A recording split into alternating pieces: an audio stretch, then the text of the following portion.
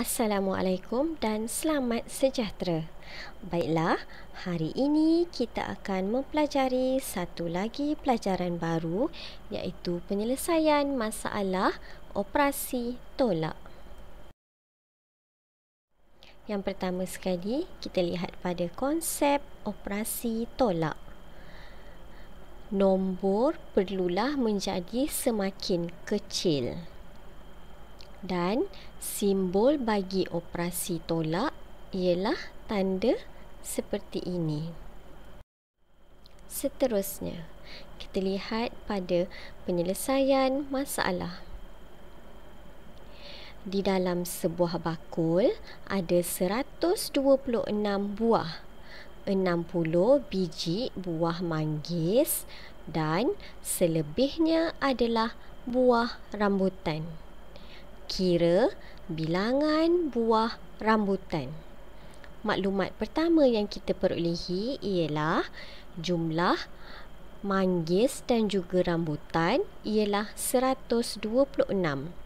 Maklumat yang kedua, bilangan manggis ialah 60.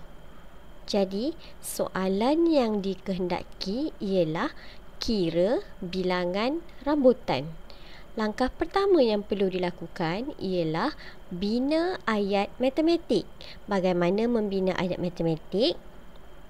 Ambil maklumat yang terdapat di dalam soalan yang diberi, iaitu 126 biji buah, 60 biji buah manggis, kenal pasti operasi yang terlibat iaitu operasi tolak, lengkapkan ayat matematik dengan simbol sama dengan.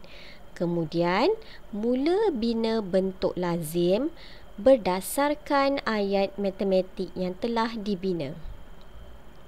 Yang pertama, 126, 60, kenal pasti operasi yang terlibat, operasi tolak, gariskan dan mula menolak nombor dari belakang. 6 tolak sifar bersamaan dengan 6.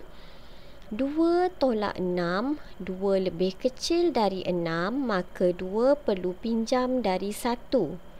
1 tinggal sifar. 1 yang pinjam tadi perlu dibawa kepada 2. Kini 2 menjadi angka 12. 12 tolak 6 sama dengan 6.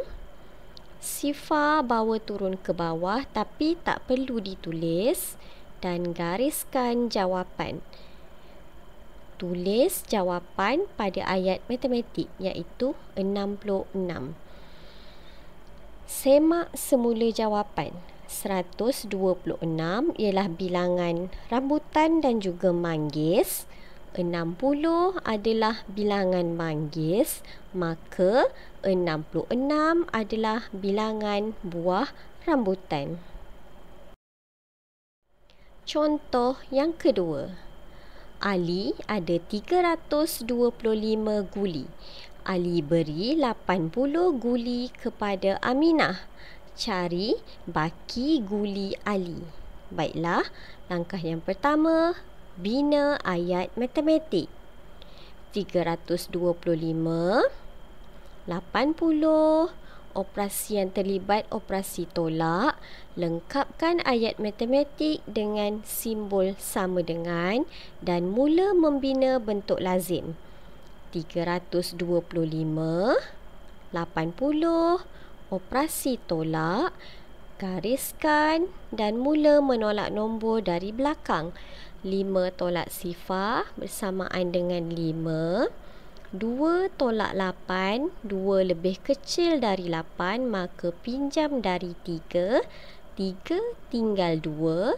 1 tulis semula pada 2 bersamaan dengan 12.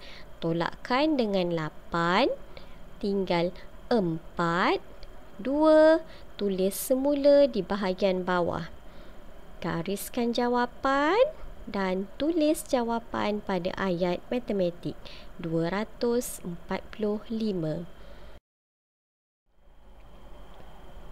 Contoh ketiga. Dalam sebuah lori ada 587 kotak telur. 120 telur telah dihantar ke kedai Pak Samad.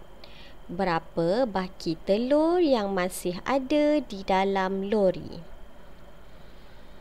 Langkah yang pertama, bina ayat matematik. 587, 120, operasi yang terlibat, operasi tolak. Lengkapkan ayat matematik dengan simbol sama dengan dan mula membina bentuk lazim.